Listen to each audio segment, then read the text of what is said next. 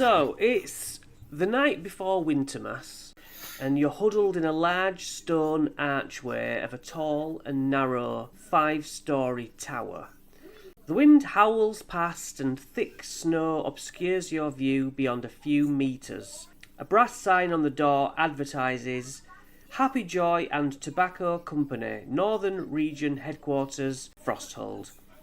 Now you have an interview in 5 minutes, and it appears that a small gathering has already gathered before you arrive at this interview. You enter the building and you set eyes on a few of the people sat around who must also want the job. You see a blue-skinned tiefling with horns twiddling nervously with 2 daggers, and you see each other. One of your clocks a tiefling, the other clocks a half-orc, entering around the same time. And there's a dwarf with an eye patch who coughs occasionally as he pats his fat knees idly. There's people gathered around in this reception room, and you see a snake-like lady as a receptionist. She's a UNT dressed in office uniform, as it were, blouse. What would you two do? Now let's say that the only 2 spare seats are next to each other. I will take a seat and sort of sit next to Hank, look up at him, and well, you're a bit of a large fellow, aren't you? I am indeed. I'm here because I'm here to hopefully spread joy to the children, especially this time of year. I'm just here for the money more than anything. It's just to keep me going on my travels.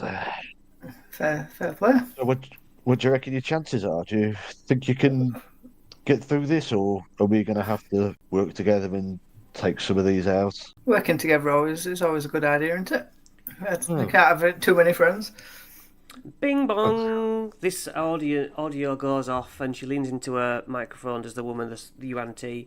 Anyone without name badges, please come to reception, and sits back. So I will get up and go over and grab my name badge and look across to Hank.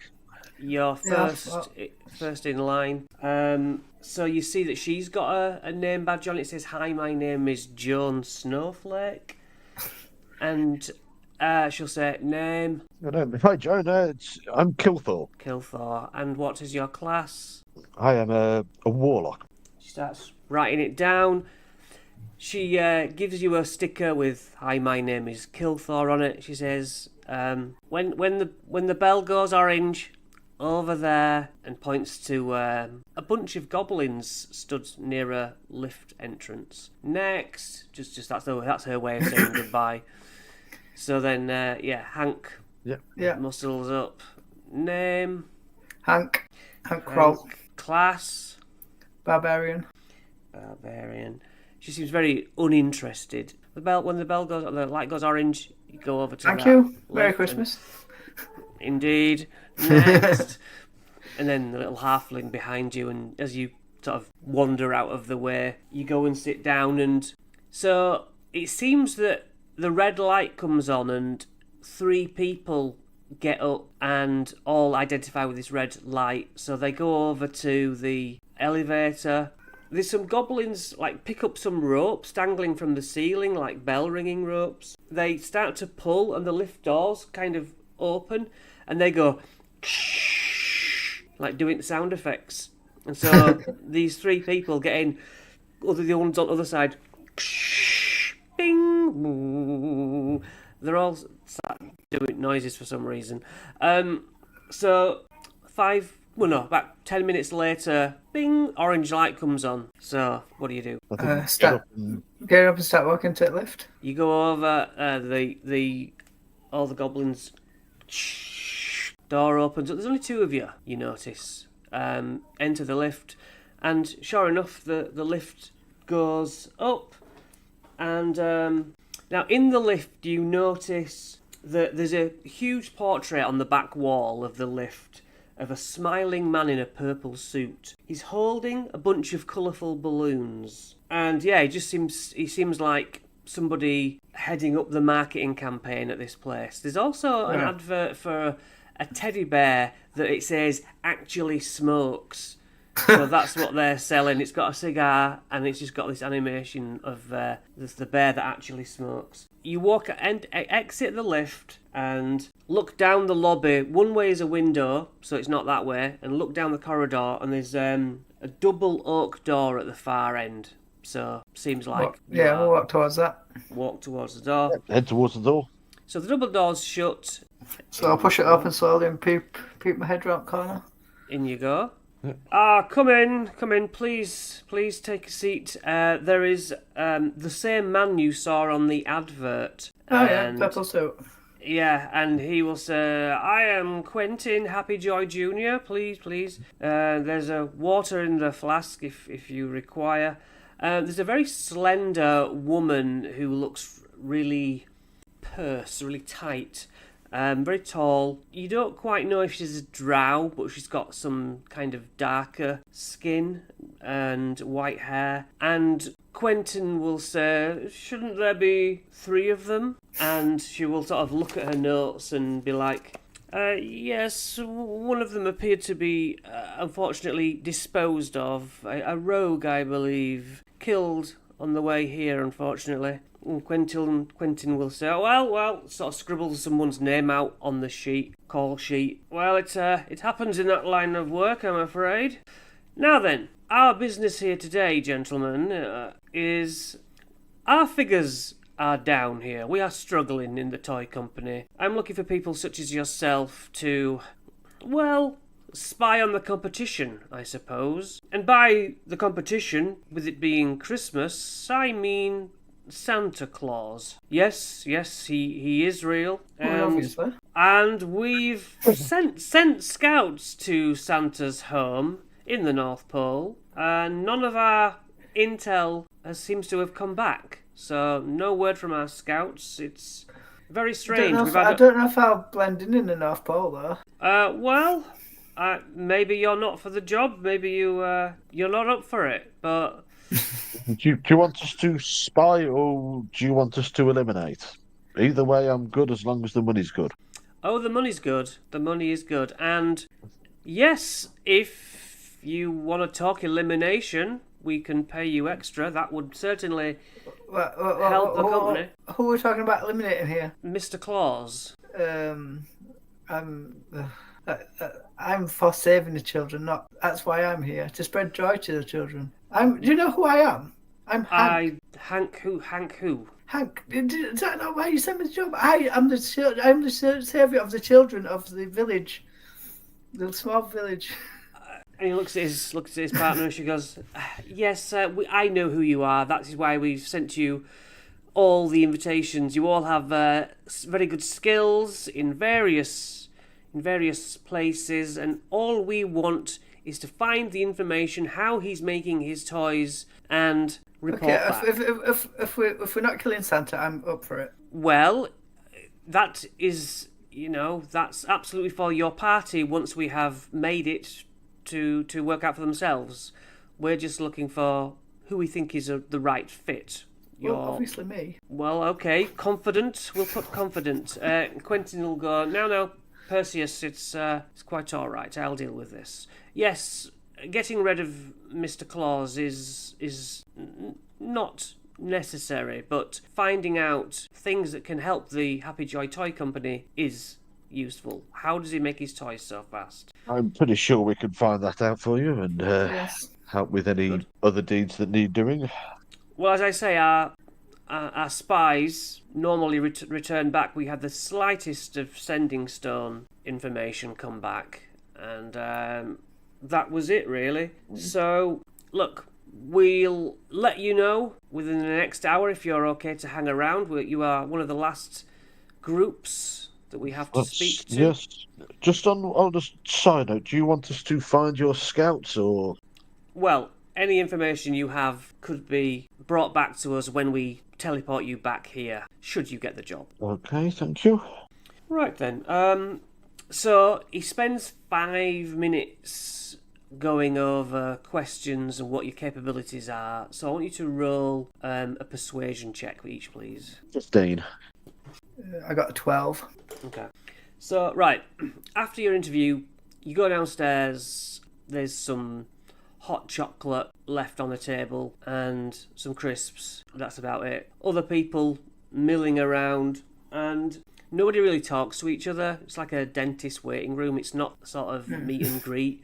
You all just occupy your own space. And eventually, the pert woman, Perseus or whatever I called her, she goes downstairs to the snake woman, hands her over a list, and then she'll eventually say, Kilthor and Hank. And Yes. everyone else may leave. So she comes out from behind the kiosk, snake half of a bottom half, slithers over and says, well done, you have got the jobs, gentlemen. Well, thank you. Yes. Thank you. And she'll produce a box which in it has a snow globe, and she'll say, this is to be smashed once you're ready to return here. And she'll give you a bag. One. Kilthor better hold that, 'cause I'm Yeah. very good at breaking that's things. safe. Gives you that, and also gives you both a coin purse. She'll say, here's part payment, 250 gold pieces, and when you've done the job, you'll get 750 each on top. Nice. Lovely. Yes. She'll say, when you're ready to go, you can be teleported from here to nearby. If you want to spend some of your gold in town, then that's fine. What do you want to do, Kilthor? She slithers away. Well, I think we could do with Potions and stuff. some healing potions just to make sure we don't cause any damage, as we don't seem to have a cleric or healer with us. That sounds like a good idea. Maybe see if I can get some armour to stop me from being too squishy at the minute if we're going in for a deep dive mission in the cold. Yes, you know that you are going to the North Pole, so Yep. temperature might be an issue. So, Might be an issue. we'll Okay, go with some sort of... Go get some fur. Go find some Yeah. fur. All right, so you go into Frosthold, the centre of the town for what it is. It's chilly, but not North Pole crazy. Yeah. Yeah. So there are leather tanneries where leather working is done, and you see there's leather jackets with fur on. There's animal places selling scarves, mittens. There's a blacksmith. There's a potion shop. Oh, yeah. Whichever So I you think need. go to the leather shop for I joined a it. long sort of fur leather coat to cover me up. So there's a huge barbarian man with a big ginger beard.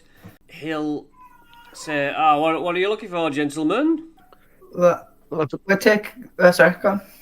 Well, I believe I'm looking for a long sort of leather jacket with a bit of fur on, and this tall gentleman here with me, I think he sort of might be needing the same. He looks a bit blue in the chest where he's a bit bare.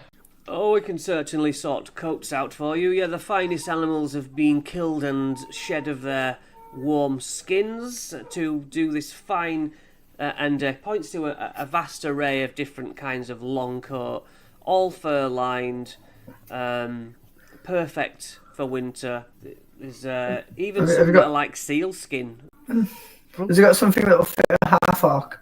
Absolutely, all sizes. People bigger than brilliant. you, Goliaths, the size range goes huge. So he'll say 25 gold for any of the jackets, and winter boots will be 5 gold, mittens 1 gold. So I'll take a nice sort of jacket and some boots. So that's 30 gold to knock off. Yeah. So have you got a wolf? I've got like a nice thick wolf coat. A wolf, yes. And he goes into this other aisle, pulls out a huge grey, very furred coat, and that's like 30 gold. Just for the coat. And then the fat. 5 Yeah, for I'll the take. boots. Matching Yeah. boots. Oh yeah, sounds good. I'll take them. So yeah, that's 30 gold off your vast riches already. What else do you need? I would like to try and get some armour to boost me up from the squidgy 14. Okay, so down the road there's a blacksmith's, and it's a very albino and bald dwarf. Will show you armours. 100 gold for +2, so that'll take me to 16. How's that? Yeah, that'd be great, yeah. Super. So the dwarf is like, yeah, I can do that for you. Just give me an hour, and I'll be able to knock something up with some remnants. Just basically fortify some thin metal. It might not last forever, but if it's for a month, it should last. Well, yeah, it's just to last through this excursion that we're going on, and we'll be absolutely fine. Thank you. Are you wanting it fitting over the... You seem to have a coat and boots with you. I'll wear it underneath to sort Underneath, of okay. make it look a bit sort of squidgy. Okay. And for you, sir? Talks to Hank. We got a shield. A shield. So he'll bring you like a book out and show you, loads of shields. I'll get a shield with like a wolf face on it. Alright, yeah. That sounds cool. Let's go and get some potions and. So there's a huge Loxodon elephant, grey elephant in armour, and he'll say, "Oh, I've got some of these. Come in," and puts like 10 health potions down in a long test tube like rack and pulls 3 out. You want 3, sir? Yes. Can I take 2, please? 2 for you. That would be 100 gold and 150 gold from you, sir. Yes. So that's 2d4 plus 4 for each. Right, I'm getting skint now, I think. Yeah, I'm about spent now. I think I'm about. What other potions do you have? We have a potion of flight for 75 gold. No. Potion of fire resistance for 50 gold. No. Well, sorry I can't tempt you, sir. I'll take another healing potion then, please, sir. So pushes you another one. That'll be 50 on top, sir. Yeah, no problem. Thank you so much. Thank you. Alright, I'm skint now. Are we done? Yeah. Yes, thank you. That'd be a magnificent deal. Thank you. You come through in a flash of light. Your first view of snow and ice is upon you. As you look up onto the icy plains, they stretch out in front of you. The bitter wind is howling. It's dark, but your way is lit by the stars and the full moon, and an incredible aurora above. About a kilometre in front of you is a huge cliff of ice stretching hundreds of metres into the air. A wide, jagged crevasse cuts into its face. So, huge rock face, and then it's sort of cut and seems to go almost out down a valley tunnel. You can see many figures in the distance in front of this opening, but none appear to be moving. I will stealthily approach. Give me a perception. Perception first. Okay. That is a 10. 10's not going to do it. You just see lots of silhouettes, I guess. But there's a good 50 people or humanoidish shapes stood still. I've got a 6. Oh, Jesus. Okay, so from where you are, you can't tell. So yeah, I will stealthily crawl through the snow then to get a bit closer. All right. Nothing seems... So you're at a certain angle now where you see that these are about 50 snowmen all spread out. And there also seems to be some things flying overhead as if they're patrolling. Am I close enough to make an Arcana check on the snowman? Or one, at least? Yeah. This one picture, yeah. You sidle up to one. 14. 14. From where you are seems literally like a common garden snowman. Can I start approaching them? Sort of get up close enough to reach your hand out and touch it. Definitely just Can a snowman. Can I pull its nose off? Yeah, you point out this carrot, which seems to be frozen, and that's why it's not gone off. I'll pull it up. I'll put it in my bag for later. Okay, so you put this icy carrot. It's been outside for a long time, but hasn't gone off. Yeah, you plonk it into your bag. Did you say there was something flying above us? Yes, flying creatures. To be honest. Can I look up and see them? You can see them, but roll me an investigation to try and make out what they are. 2. Yeah, you can't tell what they are from here, unfortunately. So I will slowly then make my way towards the crevice. So walking sort of shadily through this field of snowmen, you see it seemed to be like a deterrent in some way, and now you see that there are literal reindeer keep streaking over like fighter jets, guarding something. And probably from where you are, you can see holly and ivy on the actual tops of the cliff faces, almost like barbed wire, like you feel like you're kind of in a war zone, very heavily protected, but on foot, you're walking further into this long crevice, what eventually goes thinner. And you notice the largest of the snowmen begins to shift, turns to face you, and you can just see, looking into its coal eyes, it has a carrot nose and 3 blue gems in a line down its chest. It appears to smile widely, and as it's looking at you, it will say, "Oh, boys, Wintermass is tomorrow. Come back then. You don't want to ruin Christmas." We're on a mission to help Santa. No, you don't fool me. You're just some excitable children wanting to get your presents, and Santa will not have it. He will not come if you ruin the fun. If you tell Santa, can you message Santa? He'll tell you who I am. He knows I'm just who I going am. to, whilst Hank's doing this, I'm just going to hit him with an Eldritch Blast. Whoa. Okay, let's roll initiative after you get that cheap shot in. 13 damage, and he gets pushed back 10 feet. You blast a whole scoop through his head, and the blast pushes him backwards. So I'll take my axe and go for a big swing. I'll try swipe down the gems. All right. Like that. Okay. 13. 13 slices down the gems. It's like hitting armour. It goes ching, ching, ching. But what's the damage? 11. Now, from the sides, you realise that 2 other snowmen are now on the move as well. Kilthor, you're up next. Right, I will firebolt the one that Hank's just hit and cast the second ray at the other one. Okay. So that's a bonus action. Can I enter rage? 19 to hit the first one. Easily, yes. And 13 to hit the second. The main one, the first one that introduced itself, is called Frosty, okay? And the first one from the other 2 buddies, the first one we'll call Hat, and the second one we'll call Scarf, okay? They're lesser animated snowmen. So Frosty takes 7 damage. All right. And Hat takes 8. 8. Okay, you blast into these snowmen. Hank, as bonus action, do you seem raw? Or you can describe how do you rage? How does your rage become apparent? Yeah, because his eyes change. He goes from being like a fairly friendly guy to aggressive. Yeah, so you just look like you're ready for a fight. Yeah. Kilthor, your turn's done, yeah? That is... Yes, that'll be my turn. Okay, Frosty was hit by Adam first. Yes. Yep. He started it, yes. Yes, he started it, Your Honour.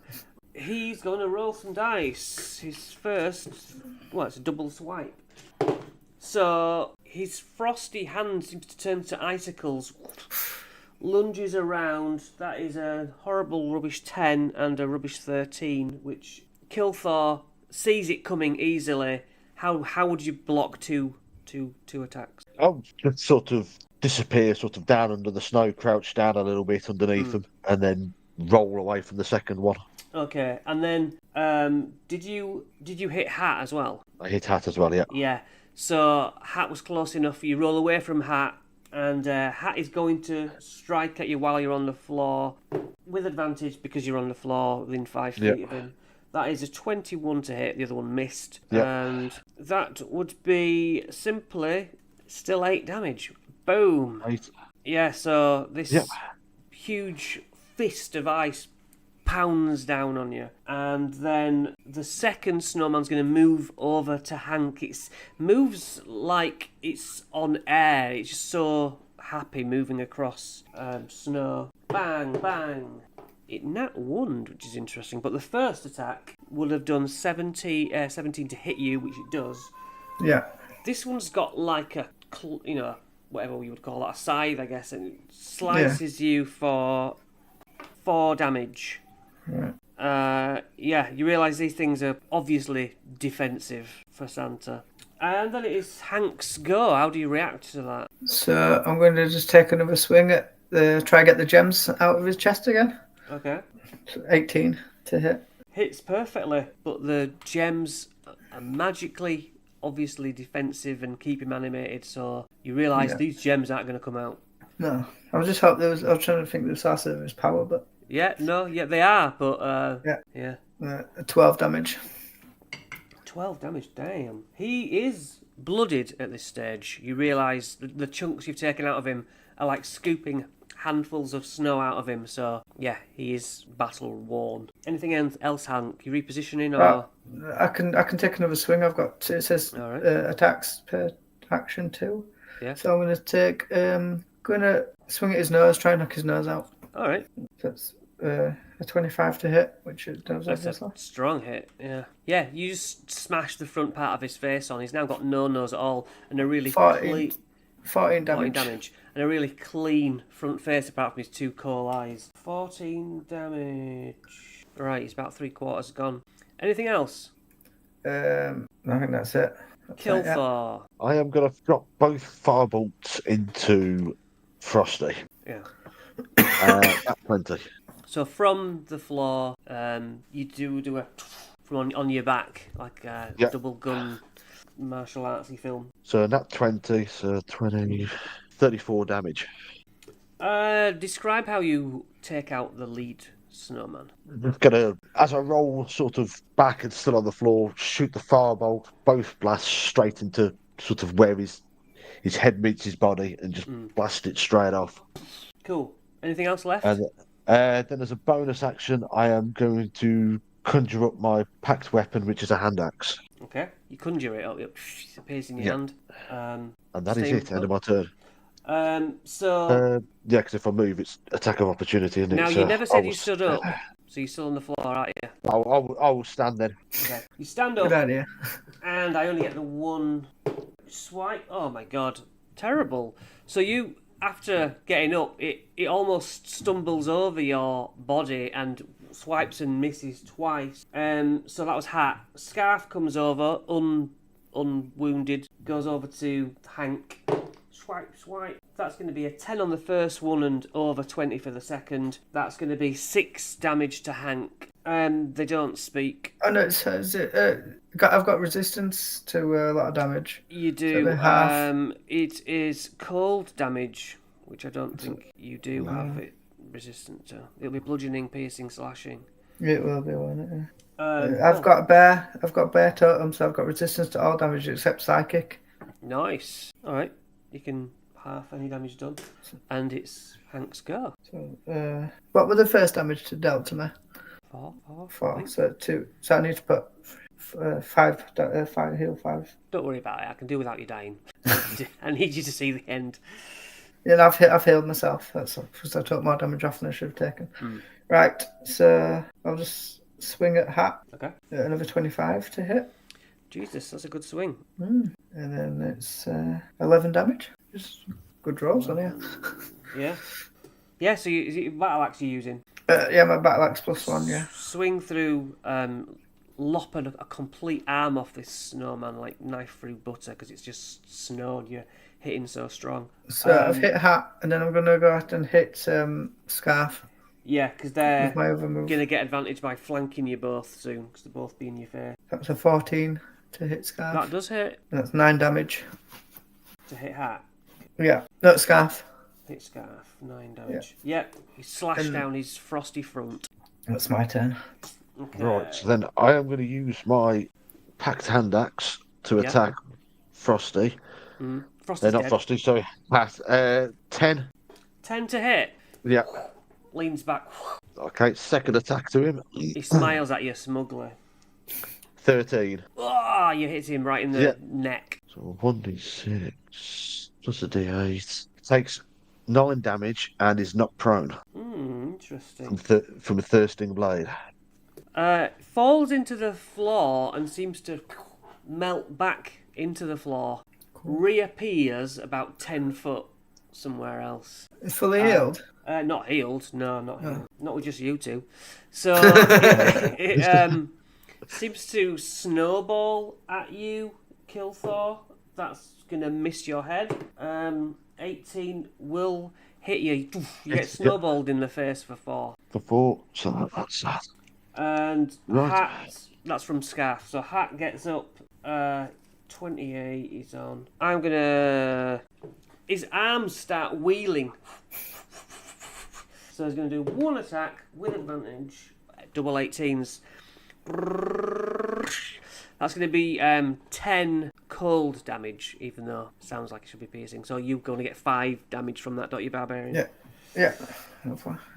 And then in Hank, it's your go. Right. So I'm going to. So the one's just move back now, isn't it? It's moved back. It's about 10 feet away, but you just say you go towards it. Yeah, I'll go up and the one that moved away because I think it moved away because it's injured. So I'm going to go and attack that with my axe again. Yeah, you go flying towards Scarf. 24 to hit, which hits. Easily connect with it. Yeah. Then 8 damage on that one. Got ya. And then I'm going to swing at the same one again. If it's not dead. Not quite, nearly. Maybe this time. 21 to hit, which is hit. Absolutely. Yeah, you sort of going to take its head clean off. 11. Off goes its head, and Scarf just melts into the floor, leaving Hat. It's hard to say that a snowman can look determined like he's going to kill you, but that's the look it gives you, his charcoal face. Superb. And I'll just stare back at him. Alright. That is a 13 to hit Scarf. Hits, Adam, yeah? Yep. And that is, so I'm going to go 1d6 plus 1d8. He takes 4 damage and gets pushed back 10 feet again. Okay. Takes that 4 damage. And then, gets shunted back. And then Eldritch Blast whilst he's back the 10 feet. That's 17 hits. Yep. So 2d10 plus 4. 17 damage. Boo boo! You shoot through both eyes, just blasting his head off. He melts into the floor. And all is silent, so that you met the security. I am going to have a look around to see if I can find them gems that were on him. Okay. I'm going to say yes. Yeah. There are 3 gems. Sure. Still radiating gems. So I'm going to pick the 3 up and hand 2 of them over to Hank. Okay. So this seems to be some sort of animation power of blue. Like holding a blue firefly in your hands and lights up your faces. You're not sure quite how they work, but they were Frosty's source of power, and which he didn't relinquish until dead. So you have those for whatever they're worth, whatever inventive way you can decide you're going to use them. Some way. Yeah. So, yeah. Continue on down the crevice, I believe. As you step into the crevice, you see a long passage before you, starting wide and tapering to a point from which a dim glow emanates. Whilst it is mostly dark, floating, ethereal Wintermass lanterns illuminate patches of the path and float in midair. Taking a step forward, the sound of howling wind suddenly becomes muffled, even though you're still technically outside. It's replaced by a far more ominous sound, a deep, low rumbling, as if the ice were moving. A chip of ice falls from above, and you see shadowy shapes flying overhead. They don't appear to have spotted you yet, and the ice walls, however, are moving in. I think we should get out of here in a hurry. I'm going to need a series of stealth checks as you run through the cavern, so if you can pull up both roll stealth, please. Unnatural 20. 7. Okay, so Kilthor just takes off at a sprint. It takes you a second. You're like, wait, what? What's? Is there something attacking? Roll me a second one, please. 5. 1 second. Jesus. What is a spell? Let me just check it. What are you looking for? Oh, no, that's not what I thought it was. Don't worry. Well, have you got a spell that might have worked? I thought I'd got a spell that might have worked, but it hasn't, to help him. Can I see him struggling and give him the help action? Yeah, you can grab. So roll again for number 2, Hank. Oh, I got natural 20 that time. All right. So basically, with the help of Kilthor, he sprints, sees that you're sort of deliberating. As you're looking around, you feel his tiefling hand yank you, and you instinctively start sprinting as well. Yeah. Now I'm going to need the final stealth check as you get towards the door at the end. 23. Nice. 18. Good. As you reach the end of the cavern, you can see where the glow is coming from up ahead. There's a crack in the ice and gentle light shines out of it. And it seems that you found Santa's grotto. But wait, something four-legged boom lands in front of you. It is a pain deer. I would like you to roll initiative, please. Oh, Rudolph. 17. I got 7, 8, I think 8. Let's see what the pain deer gets. It's going to be crap. What's his dex? +1. So you got 7, you think? Because I got 8. I got 8.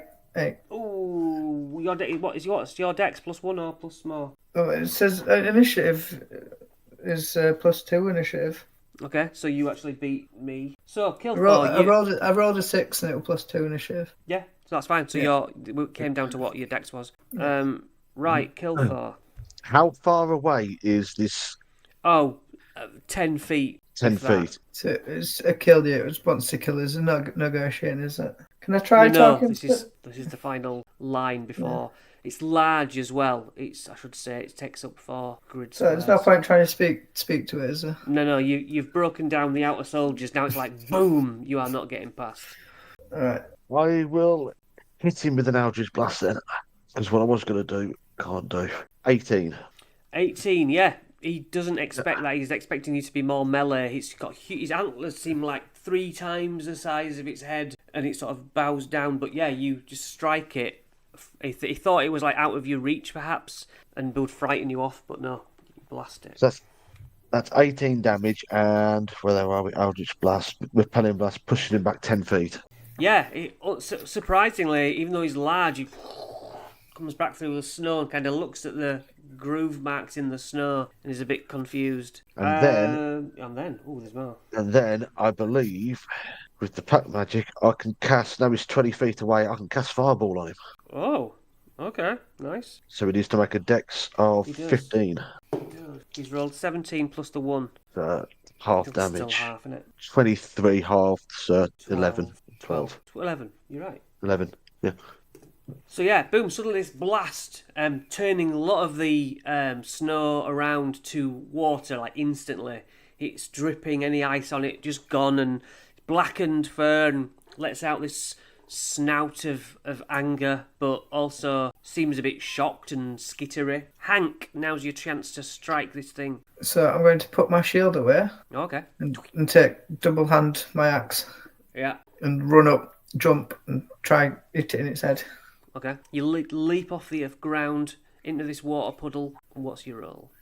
25 to hit. Hits right on its crown. So now it's double-handed. So it's 8 damage. 8 damage. So you land your blow. You also double foot into the water. Splash. Its horns kind of, one of them's like one half splits. It's go. It's going to. I can do 2 of them actually. Ooh, okay. I've got 2 attacks. Sorry. So I'm gonna then stand get rear-erect myself and hit it in the face with a second blow. All right. And then enter rage as my bonus action. Yeah. 21 to hit. Yeah, I mean you can smack it right across its eyebrow area. 10 damage.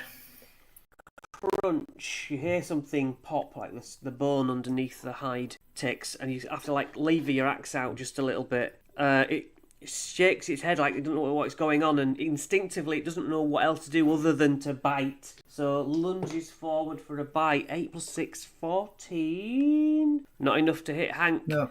You elbow it to stop it from biting you, and then I think I'm at 16 now because I've taken my shield down. 7. It's -2, 15. So 8 plus 7 is 15. It bites for 6. Right. Okay. That's 3. Piercing. Yeah, 3. Yeah. Lovely. Kill Thor, I think. Kill Thor is going to. But has it got resistance to or any sort of? No, nothing like that. No, nothing like that. Right then, so I will. Other than cold damage, which you're not going to do. No, I will Eldritch Blast it again. Yeah. Oh, that's weak. 13. What, to hit? Yeah. Hits. 13 duty. 2d10 plus 4. That's 11. That's 15, and it gets pushed away 10 feet. So I believe when he gets pushed away the 10 feet, that Hank gets an attack of opportunity, doesn't he? That's absolutely right. Yeah. Hank, you get a quick swing. One Right. quick swing. Do I need to roll to hit it as well?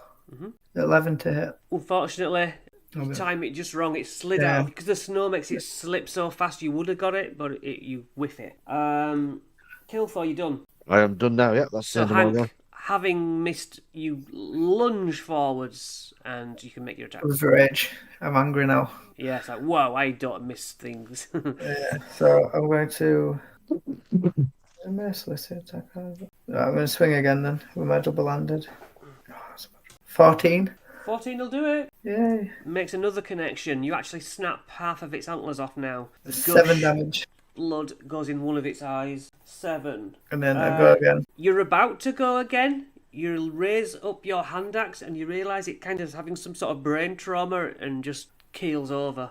Lets out its final breath. How far away from me is that? The death of that? 10 foot. 10 feet, superb. So I gain 9 HP back as well then. From what? Blessing of Darkness. Yeah. If I kill something and it dies within 10 feet of me, I gain 9 HP back. Nice. Wow. Can I skin it? You certainly can. Give me a performance check. Performance? Yeah. What about survival? What was that, 9? What about survival? Isn't it about survival? Sure. It don't matter. I rolled a 2 anyway. So I'd plus 4 on survival. I'm going to snap an antler off. Oh, that's easy to get off because of his split Yeah. off. Kick that. May could be used later. Yep. Has he got a red nose? Nope.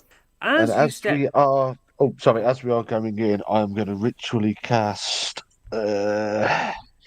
Historic Rite, which gains back all my pack slots that I've just used. So I'm back up to full spells. Nice. Before we enter. As you step through the wall, the scene changes immediately. You're in a beautiful cavern lit with a warm golden light, with gently falling magical snow coming from somewhere high up above you in the roof, but evidently not real snow as you would understand it. In fact, there are snow-tipped stalagmites and stalactites around from the floor and descending from the ceiling. Striped candy cane picket fences line a stone path which leads forwards to a small centre square dominated by a giant Wintermass tree, which is the green thing in the centre. Yep. Before splitting into 4 routes, the air smells like peppermint and cinnamon. Above you, a green banner with a silver lettering hangs between 2 stalagmites. Stalactites, actually. It is written in Gnomish. Does anyone speak Gnomish? No. Then it says Humjaga Stringbarabara. You don't know what that means. At the end of the 4 paths, you see 3 gingerbread houses, full size. Set in the centre of the far wall, there's a tall stone archway, within which the air has a shimmering water-like quality. They each have tiny signs next to them, which appear to be made from chocolate, with iced gnomish writing on them. So, you have your map. Oh, how tall are the fences down the sides? Thigh. You could step over them. So I will sort of say to Hank, well, if we sneak around here behind this tree to the left, and we could head to this wall, to this building here on the left and see what's behind there. And I am going to try and stealthily get around there. Okay, roll me that stealth. 9 plus 14. 14, yes. You plod your way over to this, where the smells are delicious coming from this place. You look through a window and you see machinery on the inside, bags of things. It looks like cooking implements, perhaps, through the window, but nobody around that you can see. I am going to then. I can look through the window, so I can assume I can climb through it. I am going to then try and lock. There's a glass doors window. Glass window. The door's round the back by the looks of this. The door would be sort of there. So Double. So yeah, I will go round to the door. Yeah. Is that the sign next to the door? Probably, yeah, the little square, yeah. Can I take a chunk off that sign just Yeah. to try it and see what it's like? Yeah. Oh, it's a gingerbread sign covered in chocolate, and it is exquisite. It's lint. I'm Oh, jealous. lovely. Can I come and get some? Yeah. You follow on. You see him eating this sign, and yeah. So I'll call Hank. I will just like holler to Hank. Come on, quick before we go and start killing it with anything else. yeah, Hank's laughingly dry saying, "I love Christmas."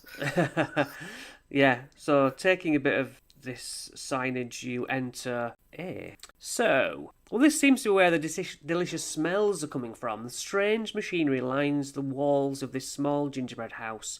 There's bags of sugar, bags of cinnamon, and unknown magical dusts piled in boxes and on shelves. 7 silver plates lie in a row on a bench fixed to the far end of the room. Each plate has a small pile of cookies on it, each with a different design. Can I... So, have you got a pen and paper? So, from left to right, pile 1 is Christmas tree icing on it. And 7 is Santa hats. I am going to just take one of each and put them in my pocket for later. Okay. Yeah, there seems to be a piece of paper next to the cookies. Right.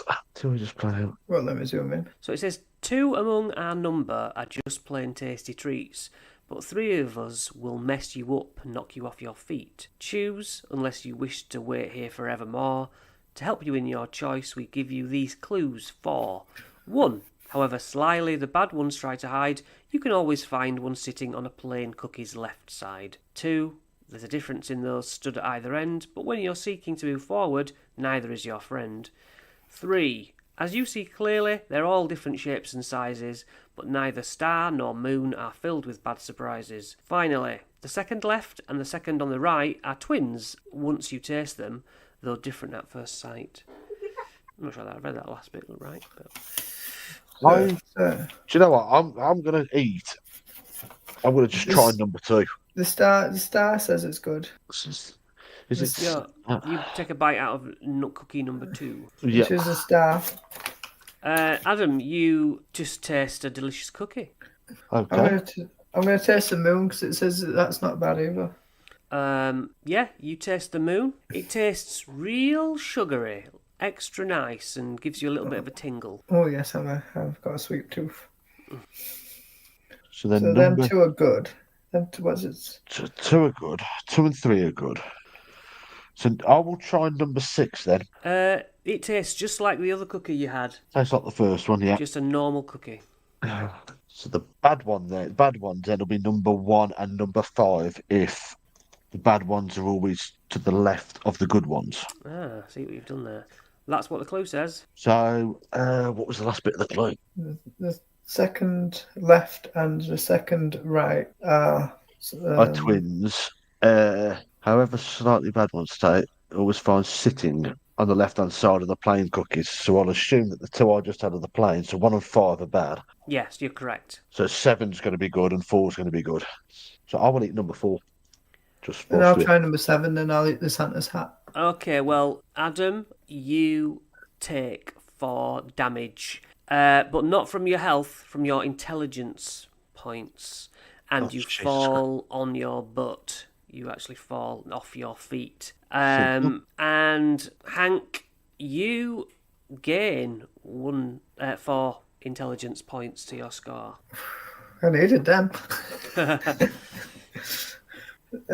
So what if we swap cookies and I do the same thing? So if I eat the bad one and he eats the good one, will he get his intelligence back? I don't know. Do you want to try that, Kilfor? Gilfor sort of looks at you like dumbstruck now. I mean, he wasn't the brightest spark anyway, and now he's sort of like a bit. Yeah, why not? Let's do it then. It's worth a try. Yeah, Okay. So you both swap cookies. Cookies, yeah. My intelligence was at plus as 11, so it went to. And yeah, you effectively, Hank, you fall. Right? Is that right? You fall on your butt. Yeah. You lose 4 intelligence back to normal, and Adam, you gain intelligence back to normal. Right, good. That worked. It's like that Scooby-Doo bit where they're drinking the potion, isn't it? I mean, whew. I sacrificed my intelligence for you, Kilfor. Oh, well, thank you. Oh, that's. Is there anything else in this room, Chris?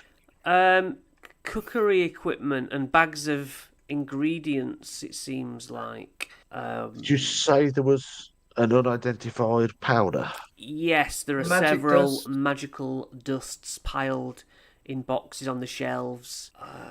Strange machinery lining the walls. Presumably, making these cookies is the main thing that happens here. Yeah, I am we gonna need take- to be investigating the toys, though, Kilfor. I'm just going to take, as we're not on the way out, I'm just going to take a handful of one of the dust and stick it into a pouch. I don't think we can leave, though. It said we can't leave. I'm sure it said we can't leave on that paper, didn't it? Stay here forevermore, it mentioned. Yeah. So we're stuck in this room, or can we leave this room? Or we're stuck in this dome? So let's just eat. I'm not telling I'm you. going to eat a star. Yeah. And I've had the star already. yeah, but if we do it again, I eat a star, you eat a snowman. Right, okay, we're going for that. Picture. So should you be ate able a to get out star. the That door. was just a cookie. Normal cookie. Yeah. So I ate the moon. The moon was extra nice, if you remember. Extra nice. So Wasn't yeah, So right, don't eat the star. I'm gonna Don't eat the star. Don't eat the I'm gonna star. Eat the moon. try a moon again. Yeah. Okay, you try a moon and yeah, you shimmer inside. It's like that's the special cookie. It Right. seems So like. let's. Then this, We I'm can going to get, try we the can get out the snowman. door then. now. You're gonna try the snowman. Just a normal cookie. Oh, okay. Oh, yeah. Just go back, try the moon, and we'll go out the door. Should be able to let us out then. in Oh yeah, theory. yeah. You can. Yeah, you walk out of the room. Not an issue. Where you head? So we need to find the toy making bit. I think I we think might the be biggest looking- I think the biggest building will be the toy making. I think we might be looking in the cave under sea. C But we seems can to be head a to- portal. C's a portal. I think D. Let's head across to D then and see what's in D. D. Okay, so as you approach D, you can smell hair and a strange sort of chocolate smell coming through the doorway. It's a squat It's little my- building with a I think it's my- wide door. Reindeer. This is reindeer creep. I'm You're going to absolutely stealthily just look right. around the corner. Yeah. Yeah, you Don't wanna get stealthily attacked by look through anything. there, and there Yeah. are three more pain deer. Yeah, I think we sleeping should in here. wander off back to A then. Go investigate the other building. So leave we've got the, B. leave the sleeping reindeer. I reckon we need to go through the portal and end up in Santa's workshop. But Okay, we'll go have a look through. Have a look through window in might there, not just go so to B, just yeah. so we've looked at it, and then we'll go to the portal. so yeah, You- we'll go to B. A was where you want, so B. Yeah, so we'll Oh, go B, to sorry. B. Yeah. The door to this building is locked. There are candy cane bars on the gingerbread window holes. Inside, there seems to be a single cage. You're not going in though, you're just looking through the windows. It was looking through the windows. Yeah. That's all What you do you can want see. to do? Kill for? There's just a cage in there. You know it's locked. Is the door locked? Yeah. Yeah. Yeah, I am going to first of all investigate the door to see if there's any traps. Alright. Nat 20, so 21. Yeah, it's purely locked with a key. And then I will try and sleight of hand it. Pick the lock. Sleight of hand it with. You have thieves' tools then? I do have thieves' tools, yes. Okay, give me that sleight of hand roll. 17. Click, pick, and poke, and yeah, you pull the handle. You walk in. There is indeed a cell. These are the holding cells. And there is a wild-eyed gnome with bright green hair. Runs up. "Ah, who are you? You don't work for them. We work have for been the sent- Happy Joy Tobacco Company. Never heard of them. Oh, you're not that one of them, then. What are you locked up No. for? Ah, they say that I ruin Christmas. I'm an enemy of Santa Claus and the way that he ruins everything. He gets all the best toys and everyone loves him and thinks he's great. He's really not that cool, actually. He is. Well, you're one of his lot. Yeah. I knew it. He's poisoned your stupid mind. Well, We forget about that. We're on a mission to come and see how he makes his toys, and we yes, need to I report was. back to I the- was too. Who hired you You- then? you- I hired myself. I work for another toy company, rivals to him, and I came to out him as a regular non-magical folk. It's all the elves. All the elves do all the work. He takes all the glory, so you don't have any qualms with him. You just love Santa like all the rest, and he seems like disheartened. Well, I just I'm for the children. Oh, I'm for the I'm children. a child saver. Oh, he just like looks disgusted. Like he's got you around his... I'll look at him, put my arm around him, and just well, I'm quite happy on killing the So old he's in the git, cage. but You put your hand through the bars and hug him. yeah, just put my hand. I'm quite happy with killing the old git, but I'm not. well, what do you know about sort of the area around? Have you been to his toy shop? Yes, I have been to his toy shop. I'm here looking for my tribe. I think Santa Claus led them here, or my tribe came here and he probably chopped them up and put them in mince pies. That's the real sort of bloke he is. Oh, right, needs investigation, this one. Well, they locked me up. Why would they lock me up? I'm only looking for... I mean, I am competition, but... That's not, yeah. This should be able to go though. Just send you home. Should we get him? Should we get him out? He's a murderer, this Santa guy. Is I'm there? telling you, he must have done something. Where are my people? There's nobody here. He locks me up. We'll look into it. Bring me his head. Bring me his head. Are the bars wide enough for me to just stick my hand through? Yeah. You hugged him, didn't you? You hugged him through the bars. Yeah, I'm going to grab him by sort of the scruff of the neck and put him head first into the bars to shut him up. All right. He shuts up. He's like, and then backs right away. Crazy. You're all crazy. If we find your tribe, we should come back and get you. Please do. Yes. Where is the toy shop? The toy making bit? You go through that shimmering portal. That'll take you right there. Right. What do you want to do, Kill for? Do you want to leave him? Leave him here? Yeah, we'll leave him there and go out. He might be an ally in a fight, though, if we need another ally. Are you really good at fighting? Yes, I'm good at fighting. I'm still alive. I came here wherever he killed all my tribe apart from me. I'm an excellent fighter. Do we need somebody that's more unhinged than me? It's my sort of thinking at the minute. You be a decoy and I'll cut his head off. We're not killing Santa before we go any further. Unless it's proven he'll ruin your children. He'll spoil them. He'll make them think that presents fall from the sky. At least we sell ours and we're completely obvious about it. Well, he does. He gives every child one present. I'm going to have a look around whilst you pair are arguing to try and find some keys. That is 15. Sorry, Adam, 15 to do what? Find some keys. See if there's any keys to unlock the yeah, you look around. There is no keys to be found. Okay, then. I'm going to have to try and pick the lock. I can just try and break the bar. I'm going to just going to brute strength the door open. All right, go on, barbarian. You need a 16. Are you using athletics? I guess. Is it or a brute strength? Strength. Whatever. Is it a saving throw? What should I use? So it's just a straight roll a d20 and athletics. Yeah, athletics ideally. So, what did I need? 16. Oh, I got 13. So clang, your weapon doesn't quite do it. Maybe lock picking it is the way. Yeah. So let's have a roll. And 15 plus sleight of hand is 5, 20, unnatural 20. Yeah, you do. Yeah. This is quite easy.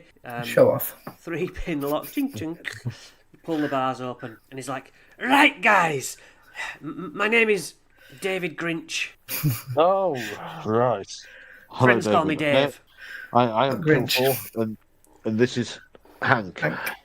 Nice to meet you guys. To get through the portal, we have to eat some special cookies, though. all right. Don't worry, I know the answer. It's got a moon on it, a crescent moon. Oh, we've eaten that. We're good. We've already eaten You've not eaten them all, have you? You Did you put one in your bag? I know. I can't come with you unless I have one to go through the portal. Yeah, he's got one in his bag. Yeah, I've got one in my pocket. I took a bag, so I'll give him one. Yeah. Feels the shimmer. Right, I've got no weapons. Can you lend me a weapon? I've got a standard sickle he can have. Yes, give me a sickle. I wouldn't arm him. I'd arm him if we need to. I'd take it back off him for now, so we don't know if we can trust him. So you sort of start to hand him it, and then you sort of start pulling it back. No, come on, give me it. I'd wait till he's proved himself.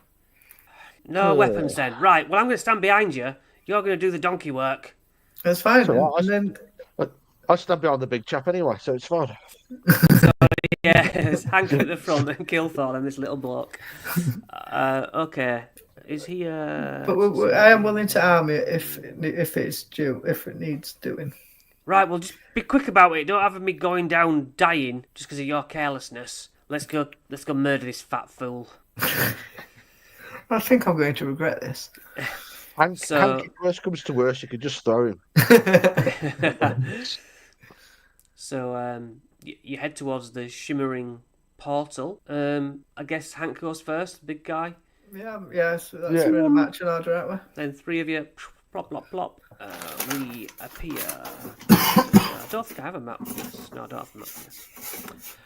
This room is huge, unbelievably huge. It's a giant stone dome and it's almost half a mile in diameter. From halfway up the dome, the roof is enchanted to show stars from the aurora above. The same gentle golden light illuminates rows and rows of small stone altars, all pointed towards a circular plinth which is raised up from the centre of the room. So in the middle there's like a wooden dais and around it are pews, all so that people can look at the central guy. At each altar, a gnome sits with a big frozen smile on their face. They stare blank-eyed towards the centre, so loads of gnomes. A wide aisle cuts a path through the endless concentric circles, leading from the portal behind you straight towards the centre. A large silhouette is visible upon the plinth. It's with its back to you. It appears to be a very fat, very tall man wearing a crown and large, bulky robes. What do you want to do? So Dave's looking at you like, oh, that's him. Look at him. Look at all his worshippers. Can we see any plans around or any sort of way they're making the toys that would be No. of use to us? No. It just seems to be a worshipping hall. A worshipping hall. And the big man's there himself? Yeah. Do we want to approach him straight away? And so Dave's like, what have they done with all the equipment? This used to be where they made all the toys. What's the how fat fool long ago was you here? How long ago was you last here?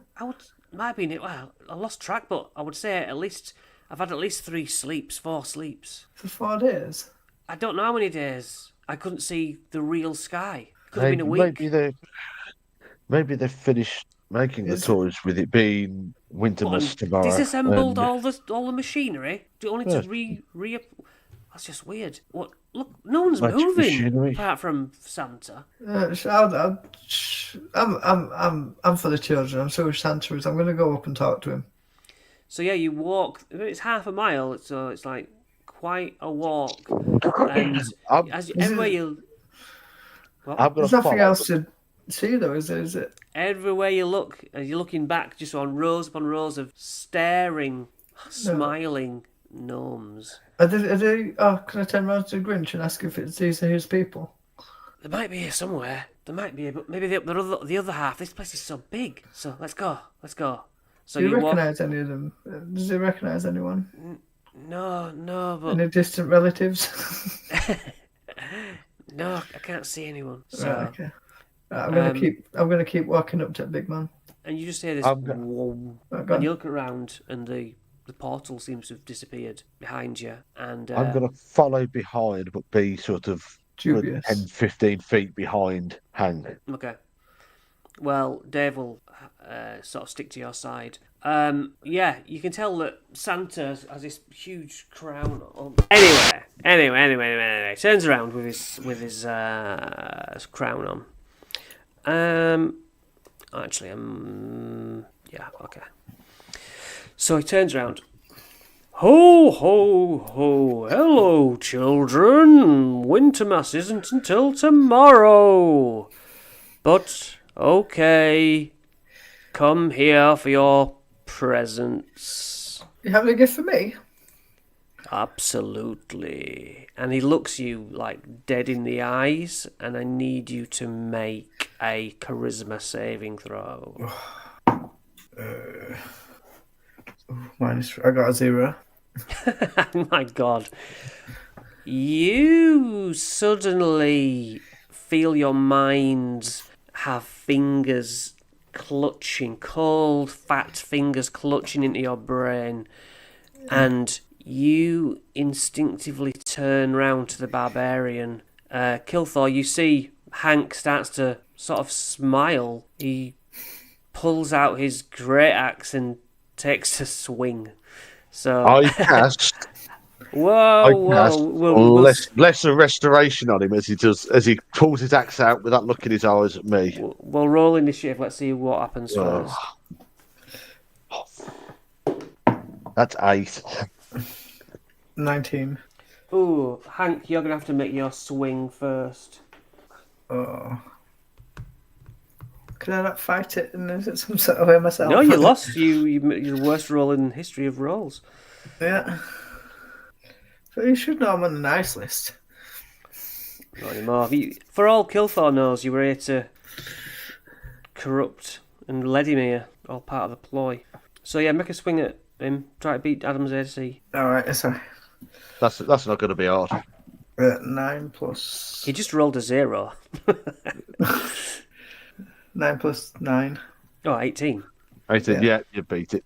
Slice. What's the damage? I've still got my shield away. 16. Oof. That's the first strike. I believe you've got a second attack. I do. I'm double-handed as well.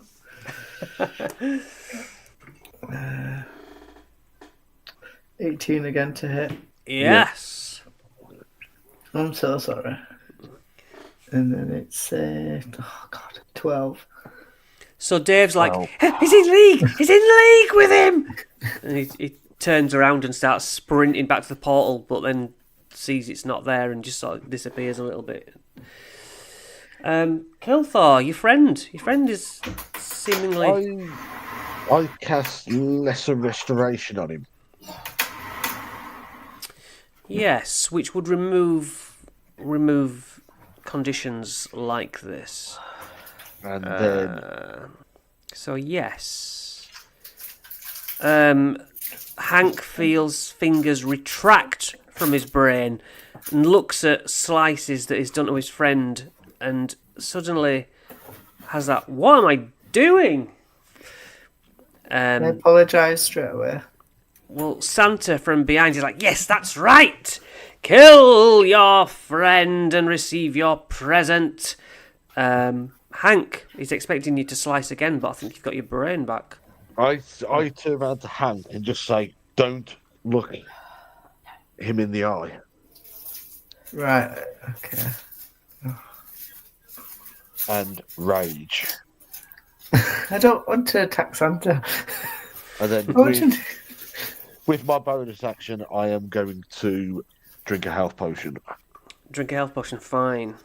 That is doing half for bonus action or full. Oh, you can. I'm not bothered. Just if you're gonna burn a bonus action, you can do full, or you can roll for it.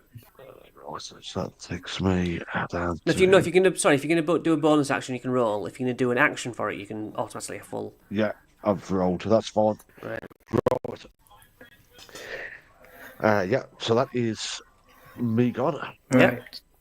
Can I hand the sickle to Dave as well? He ran off. He's too far away. Is he too far to Dave? He ran off. No, you're not supposed to. I told you, he ran off. Did he run? Oh, He well, ran off. fair enough then. Yeah. Just got to hurl abuse at him then. You puff. He's about 60 feet away. So that Santa did speak, but didn't actually do anything.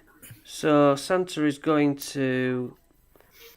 He's going to have to do another eye lock with our Kilthor friend. Stares in your direction. You feel cold hand creeping up your face. Roll me a charisma saving throw. Oh, 22. Damn it. This coldness comes off you like, get out of my head. That's that. So Hank, top of the round.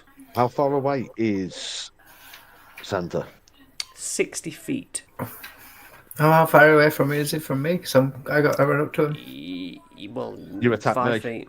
But you turned around and attacked me. Yeah, Yeah. he did. Yeah, you're not up at Santa. So you've got 60 feet. Can you reach him? 60 feet. I can dash. You for dash. But then you can't attack, can you? I can do one attack. Would that work? Or... No, because because I've got 2 attacks. but you don't have 2 actions. So what you can only do the second attack if you do the first attack, and since you're burning the first attack, Right. Okay. I will. Because your attack to action test. has. Sorry, just to pause a second, Adam. Chris, the action you're going to use is like Adam will have I'll either use my spells or I'll use my hand axe. And sometimes the extra attack isn't that you have 2 actions to attack, it's that with your 1 attack action you can do 2 hits, 2 strikes. Yeah. So, no. Is it a fighter I'm thinking of where they can do 2 separate attacks? You either get extra attack, yeah. Yeah. Right. So if you can only move 30 feet, yeah? I've got 30 feet, yeah. So that'll still So you keep you can 30 dash. feet out. You can dash. That'd get you 60 feet, wouldn't it? As you start running off, I will shout. But then I'll be stood next to him, not attacking. Correct. I'll move my 30 feet. Okay. And then it says that I've got a javelin here, so... All right. Make it count. I'll enter rage, which is always good to do. Yeah. And then the eyes change, get bigger. Lob a javelin at him for the rest of the 30 feet. All right. What's your roll? Oh, that's a good roll to hit. That's a 27 to hit. Oh, this is a beautiful cuts through the cold air. Thunk! Right into Santa's shoulder. What's the damage? With 10 damage. 10 damage. Nothing I can do about javelin to the shoulder. So you can see that Santa's under some sort of influence. Maybe there's like, now and again you see from the crown some sort of black veins throb in him like it's welded to his head. Right, okay. I know what I'm doing. So that was Hank's go. A movement. That's me done, yeah. A throw. Get the crown off his head. Have you got no more javelins? I think I've just got the one, yeah. All right. Kilthor. Can I shout back to Kilthor, get the crown off his head? Get the crown off his head. I think that's corrupting his mind. Santa is good. I'm telling you. Yeah. I will move to move my 30 feet movement closer to him and cast hold person on him. Okay. That doesn't make any difference because any changes. Yeah, I'll cast hold person on him. I make a wisdom save. So it is wisdom saving throw, yeah. 15. You need Nat 20 on the dice. Right. So, yeah, he feels you trying to hold him and he's like, ha ha ha, never. Pulls the javelin out, plonks it on the floor. So then that, I believe, is the end of my turn. It is Santa's go. He's got a small hole in his suit through his shoulder. He turns and looks at one of the gnomes and using some kind of gnome missile move, telekinetically launches a gnome at you. +7 to hit Kilthor. 19 + 7, 26. This gnome comes... It does 2d6 plus the 4. Ooh, that's 11 gnome damage. It's bludgeoning. 11 gnome javelin, right, lovely. Yeah. I think he's only got one of those. Yeah. So that is his go. He'll stand his ground. And so, Hank, I'm going to use my 30 feet to go up to him. I'm going to grab him. Yeah. What? Hug him? I'm going to... Grapple? That's an action. Grapple him. I'm going to grapple him. Yeah. And try force the crown off his head. Okay, let's do a contested roll for that. Are you using... I think you have to use strength, and I get to choose strength or dex. My strength is +7, so I'll take that. Oh, natural 1, boy. 19. But it's a big number. It's +5. So you get hold of that crown. You've got one arm hugging him as hard as you can. You're holding onto the crown, getting your fingers underneath it. Let me read crown thing. It's not a saving throw that I'm throwing, is it? It's not a saving throw because he's not. No, so it's a having a +5, go at not the you. +8. There's something I need to know about the crown. Right, okay. Yeah, okay. And can you do anything else on that go? You've got him, hold him, you've got hold of the crown. He seems stuck to his head pretty well. Then it's killed. Is he gonna get? I got advantage on that as well. That's right. You picked him anyway. I rolled it well.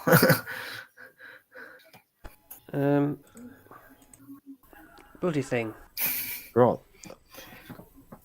This is why I don't play online, because it's a pain in the ass. It's trap, you knock anything, that's it.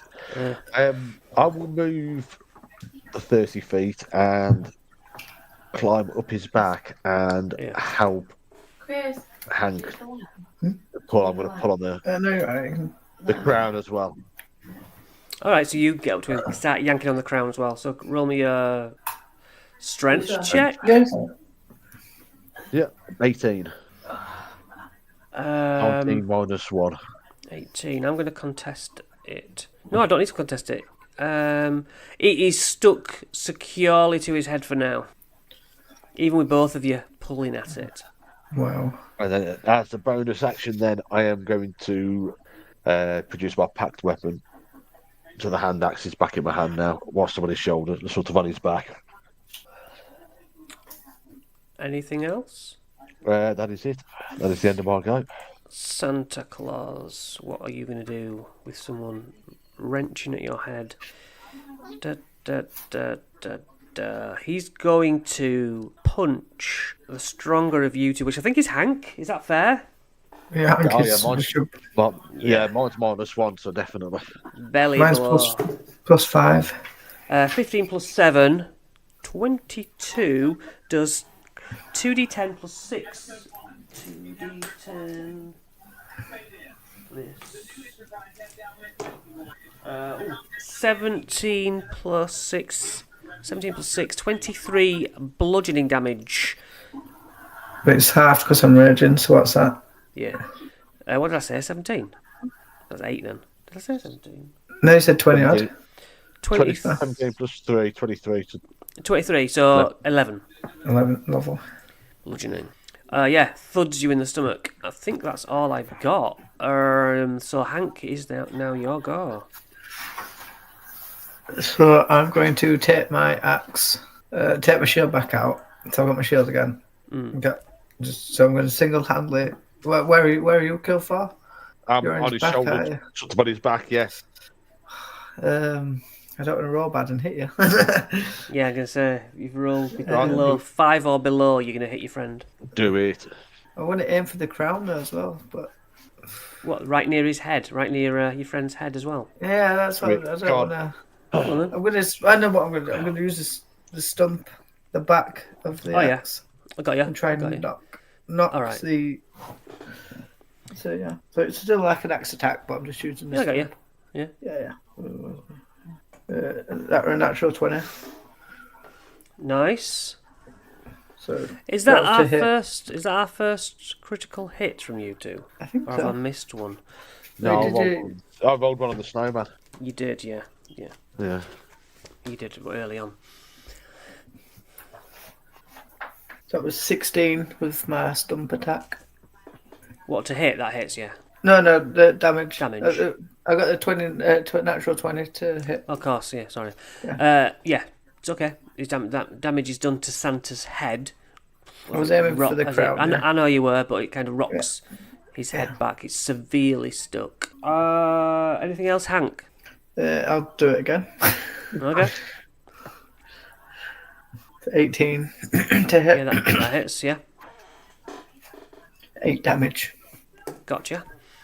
Yeah, the thing is just almost like it's part of his body, like antlers are to a reindeer, and it's, wherever it moves, his head moves with him, but you can see the evil in his eyes. Kilthor. Before I do anything, can I investigate to see if I can see anything that sort of might help remove the crown from him on his body, or is it just going to be a case of just hooking it off and? You can roll, and if you roll well enough, I'll give you whatever I've got. You can keep that. I rolled 3, so. Well, you don't know what's going on here. Santa's evil for some reason. The crown's affixed very tightly to his head. You don't know if you're labouring the point, trying to get it off, whether there's a condition, whether you've got to beat this helmet, this crown, or whether Santa needs to be downed to be released from to not be the host anymore, you know. I am going to use my hand axe and plonk him on the crown, whilst on his shoulders. That is a 14. Oh, you do a nasty twist, and you hear it thunk, but it's not going to do any damage or anything. Yeah, it's not enough. So no damage from the hand axe then with that? No, it was a miss. I'm just describing that you wouldn't have missed, just you didn't do enough. I will take the second attack with it then. Oh god, that's worse. No, we'll leave that. Yeah. Yeah, so you get a miss, yeah. Yeah, you make a second clumsy attempt. He is going to. I've missed out on my legendary actions twice. He's going to range another gnome at Adam. Adam's on his back there. Yep, 16 plus 7. Is this a spell? Is this a spell that I can see, or is he just? It's a ranged attack, telekinetic range. Right. Okay. You probably don't even see it coming because it's from behind. So that will be 8, 9, 10, 11 bludgeoning, Adam. 11 bludgeoning. As a gnome missile. So hellish rebuke. Yeah, I mean, he stood right in. You've got him, so you immediately blast him point blank range. Can't miss. Don't bother rolling. Wait, is it a ranged attack? No, it's a reaction, isn't it? But Eldritch Blast is a range. Yeah. So you do have disadvantage. Hellish rebuke. Hellish rebuke. Yeah. So you don't have disadvantage. So you have to make a DC. Oh, I have to do it. 15 con save, I believe. Is it con? Let me just I've double rolled check. 4, so I'm sure that's a fail. I can't have rolled that well. So then he takes mods. 4d10. Oof. Nice. Okay. 10, 20, 23 damage. Nice. Okay. So yeah, thunk. This power goes through Santa. But then he still seems to be inhabited by something demonic. Okay. Anything else, or is it me? No, that was your guy. That was just a reaction to you attacking that's me. right. That's right. I'm going to put an icon on the table now between your initiatives, which is his legendary action, so that I remember. So he's getting a little bit more powerful. Okay. So is it me again, Nolan? If that was me, it's Hank, yes. Yeah. Yes. So I'll just stump him again with back at Axel Crown. 18 to hit. It hits well. Right. Damage. 9 damage that time. Okay, I'm going to say that the skin starts to give a bit. The blood starts to pour down his head on this old man. Hank, you got anything else? Yeah, I just rolled again. I got another natural 20. All right, you really break the skin now.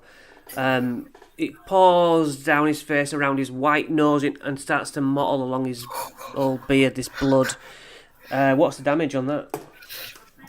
13. I've rolled 13. That's not how you do maths. There you go. Right, he's literally bloodied.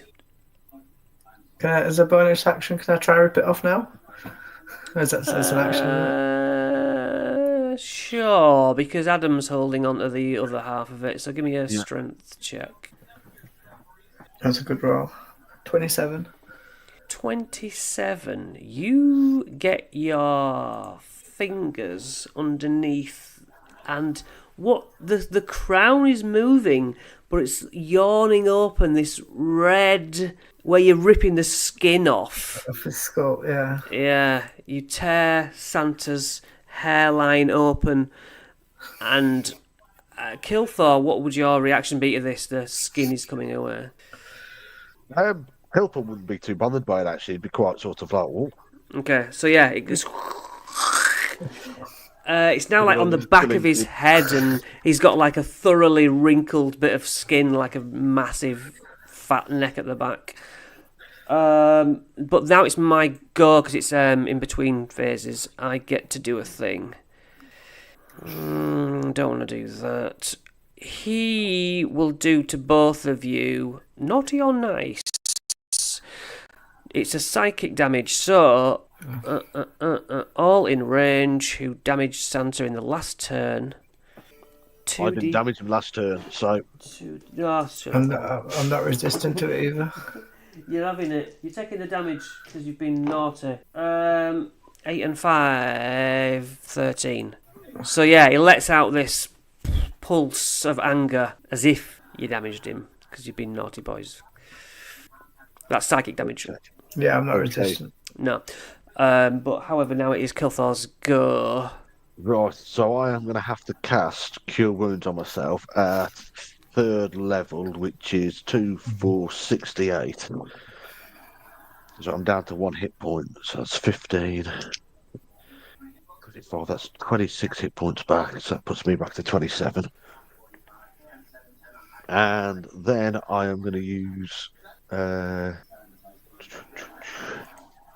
bonus action with the pack weapon.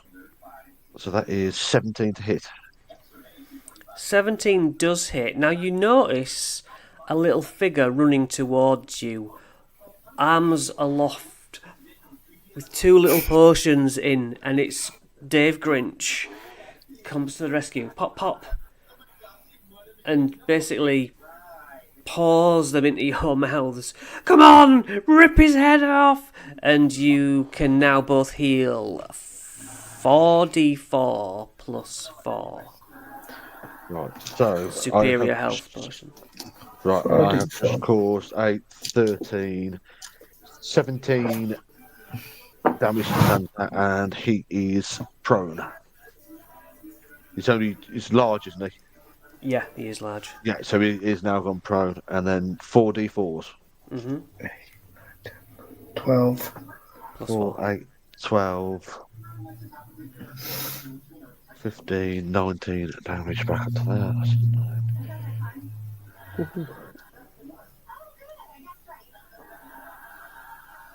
Thank you, Dave. And that is the end Let's of my... finish him! That's the end of your go. Santa Claus has done that in between attack. Now is normal. I would say it's going to be... He looks into Kilthor's eyes and makes you do a DC 15 charisma save. That is charisma save 8. That is 15 on the dice. Oh, you feel like you suddenly feel swayed with anger, like I'm going to strike your friend, but at the last minute you're like, no, friend is the key word. So yeah, you succeeded. Hank, go for it. So it's right back in it, and it's pull-offable. Is it his skull? It's not. Is it his skull that you can It's see? just bared his skull, yeah. Yeah. Well, we've taken it 90% away. Might as well just yeah. So it comes off, and immediately as it's left his scalp, the slob of skin and Santa's hair flops to the floor, and the crown turns so that it's upside down like legs, and is squirming in your hand. Can I attempt to crush it? You can attempt to crush it. Can I like that? Go on, give me a strength check of 18 or above. Do not fail this, because you're probably going to end up with it on your head. 18's high. 19. 19? Yeah. Ooh. 14 Then plus 5. you actually bend some of the the shape of it in. I've got a picture if you want. I'll do it while I'm trying to talk to you. So yeah, you bend some of it. So then it's going to be my go. Right. What? Oh yeah, I was showing you the workshoppy thing. Stop that. Oopsie.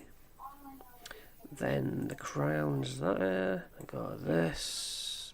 Present. Just so we know exactly what I'm talking about. This. Share. Then I got, yeah. You can see that, right? Yeah. Okay. Looks like the guy from Lord of the Rings. Yeah. So this crown has got one of the spikes bent in. It shimmers in your hand. You feel evil coursing through its metal. This thing is a terrible consuming item of mind power, and seemingly starts to change shape in your hand. Santa, meanwhile, just slumps to the floor. And can I? I know I've used some actions, haven't I? I think so. So I'll remove that in between. Kilthor. Santa's slumped, seemingly unconscious or dead. Can you give me a health potion? Healing, everything, magic. I've not got many. I've got one spell slot left. Save Santa. Santa. Let me just do it for the children. Think of the children. Think of the children. Save Santa. No, that's not worth it. Right then, I will. Yeah. I will give him a. I'll give him a health, but the healing potion. All right. 2d4 plus 4 to Santa. Okay. Good. As a bonus action, and then the action I will use the pack weapon on the crown. That is 15 to hit. Let me see. You clunk it, but it doesn't do any damage. Instead, it seems to be getting larger and morphing into something. Can you just give me a heads up on what your health is right now? I have got 37 left. Mm-hmm. I've got 30. All right. Right. Is it my go? Yeah, I believe so. So the crown is upside down and it's morphing and changing, and it suddenly grows. It's like a beast was curled in a ball and he's standing up, this horrific... Like a mimic. It's called the Great Old One, but I'm going to Old One's avatar, sorry. But I'm going to reskin it as Krampus. This is the jealous brother of Santa. Looks you can see the family resemblance, apart from he's an abomination of hate and everything the opposite of Santa. So yeah, he's had control over his brother, and you've just relinquished control. And he says, "You dare to oppose me!" As it gets huge. So, this massive thing. Dave, it's Krampus!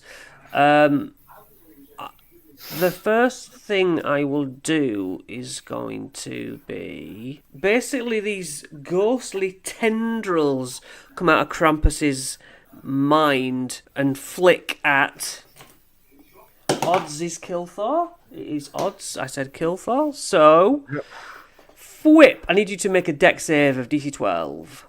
Is this a spell or... No. Just an attack? It's just an attack of psychic tentacles. Right. That's not too bad. A con save or? It is a dex save to move out the way.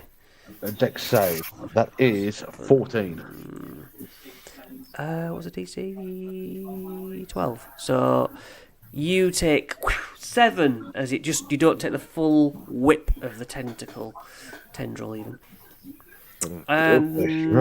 Yeah, I'm just too busy growing. So Hank. Is Dave got closer? Dave's there, yeah. I'll hand Dave... Sickle! Give me the sickle! Yeah, I'll hand him an hand axe, actually. Alright, gives him a hand axe, yeah. So it was him that was going to give him the sickle. Yeah, so Dave starts to reposition so that he's going to try and flank the great avatar. I'll tell Dave not to kill Santa, though. Yeah, he's not interested in Santa now. Yeah. For the moment.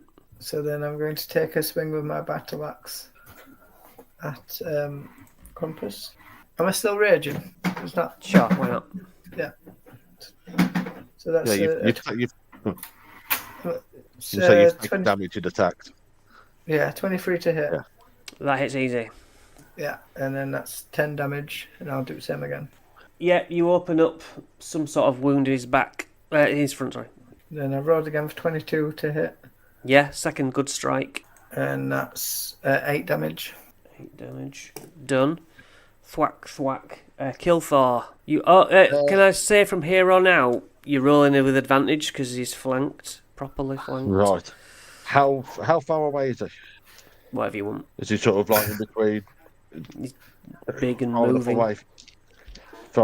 away from me to Eldritch Blast him. Well, you Eldritch Blast his head because his head's, Yeah. you know, He's getting massive. He's getting 15 massive, foot away. Yeah. 18 to hit with the Eldritch Blast. It hits, yeah. Slacks up under his chin.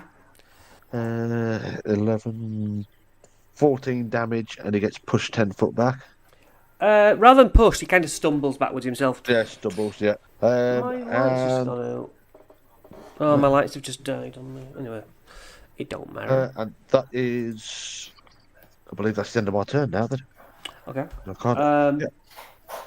It's my go. Well, he may as well have a swipe at the other fella. That's too strong. Alright. He tries to kick out at Hank. Okay. So I roll +7. 2 + 7. You badly aimed. You duck under his feet, Hank. It's your go. Hank, Right. one sec. Oh, but has Dave had a go? Right, I'm ready. Does David get a go? Sure, he can go now, yeah. So, Dave runs up and does a little jump back into the back of his leg. Yeah! Pulls down. Nice. Santa gets up on his feet. What the play? Brother! No! I said to Santa, I'm sorry about your head. Your brother was controlling you. I've got your back, don't worry, Santa. I'm here for you. He is, but doesn't register. Instead, I'll hand him another health potion. Yeah, he'll take it. Thank you. Section. Thank you. Glug, glug, glug, glug, glug. And he fires glitter out in quite a large area, and all these gnomes... He's like, attack, Krampus!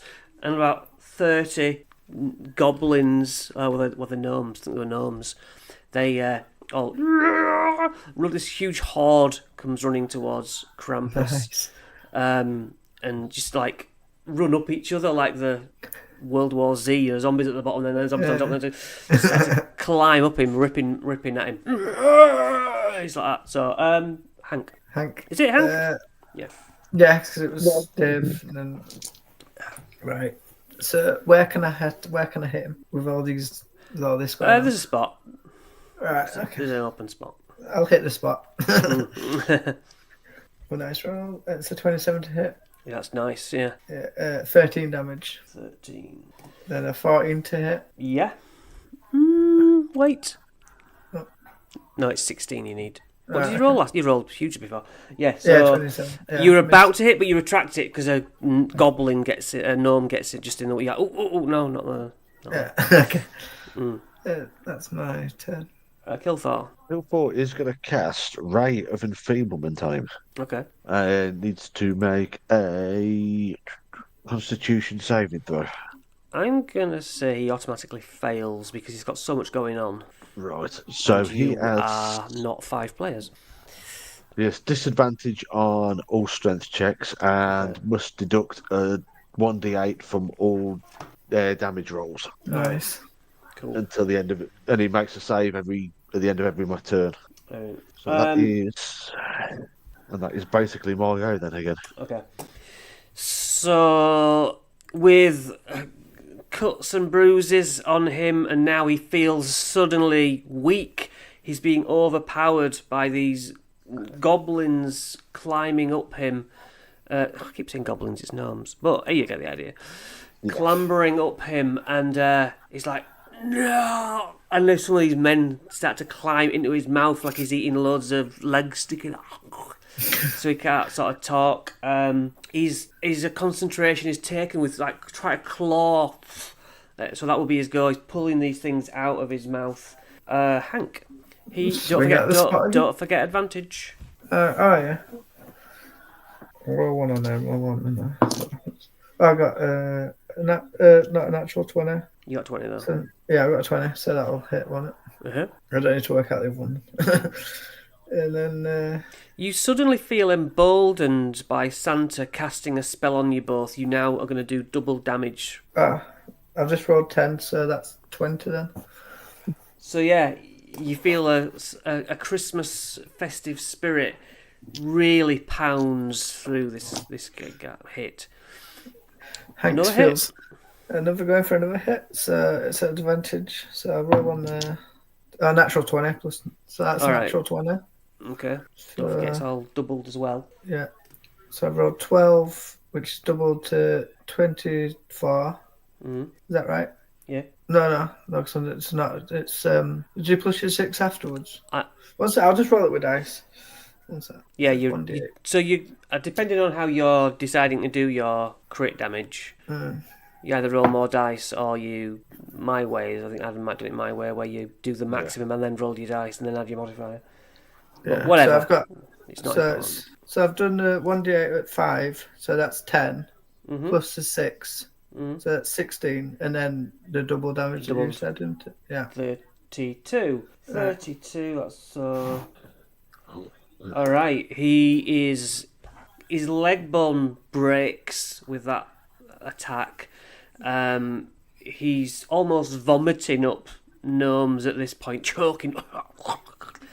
It looks like he's about to suffocate on this horde. Adam. Yeah, Eldritch Blast.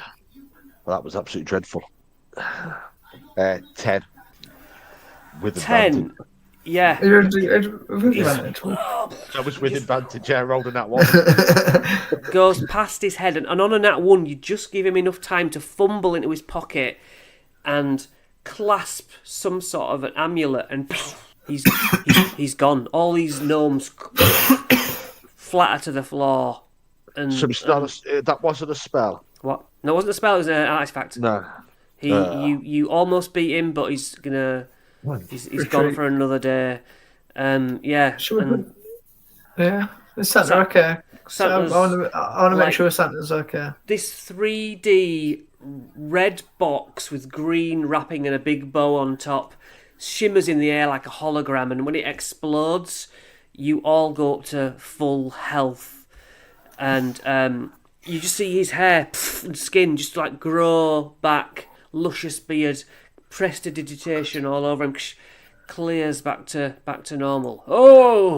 Oh, that feels so much better. Oh, good. I'm glad you're okay, Santa. I am so sorry you had to go through that. You rescued me, my devious brother, at it again, trying to ruin Christmas. Dave, my boy, what are you doing here? He's there, like, covered in blood, holding a scythe. Like, whips the scythe behind his back. Oh, whatever, your hand axe on it. Rips the hand axe behind his back, and you hear this thud as it hits the floor, and he goes, Just coming to say Happy Christmas to you, Father Christmas. And he's like, come here. He helped save you as part of the team that saved you. You all here. And ho, ho, ho, the words carry basically a level up, if you like.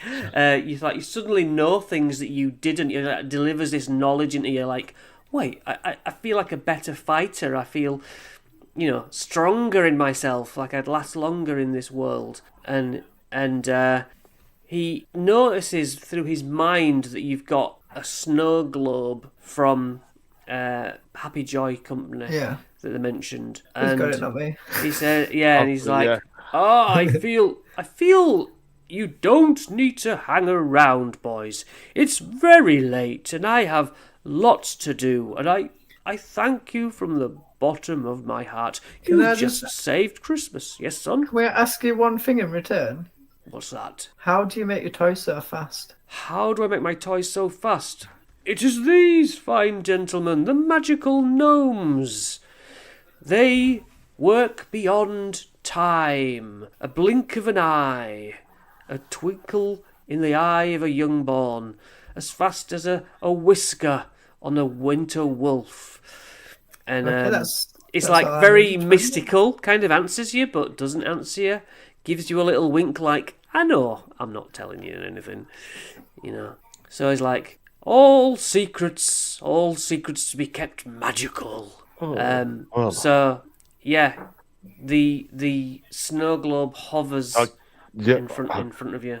I just bring the snow globe out and smash it on the floor. Smash. Are you happy with that? Are you happy with that answer, Kilroy? Kilfoster? Well, that's all we're going to get, isn't it, out of him? You smashed it. That was one. You smashed it. You're gone back. You're back in the office where Serpentine Woman is, and she sort of snaps her head over at you. You're covered in like blood and viscera, and so's Dave. Dave's like, oh, where the? Ah, no, not these guys. And sort of says, look, I can't be seen around here. I owe these people money. Sort of puts his hand over so the receptionist doesn't see him and tries to shake your hand. Thanks, guys. Thanks. Shake his hand and no, thank you for the help. It was a yeah, whatever. And he's just boot him out the door. Yeah, he ducks out. He's like, I can't be seen in the rival's workplace. So yeah, the receptionist pushes a button, and you hear the gnomes at the lift start to seemingly pull it up. There's not even doors to open it up. Bing goes one of them.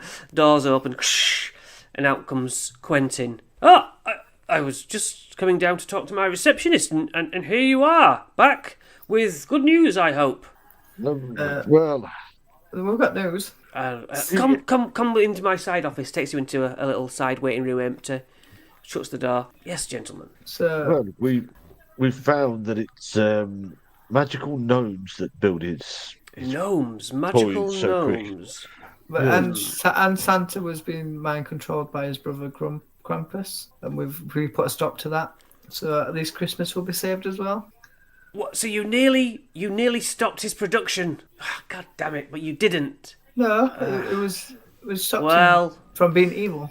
So magical gnomes, and he seems happy with that. Well, sounds like you did the job, gentlemen. I must look into how to conjure enough magical gnomes rather than machinery. I told the guys machinery, it's just too slow.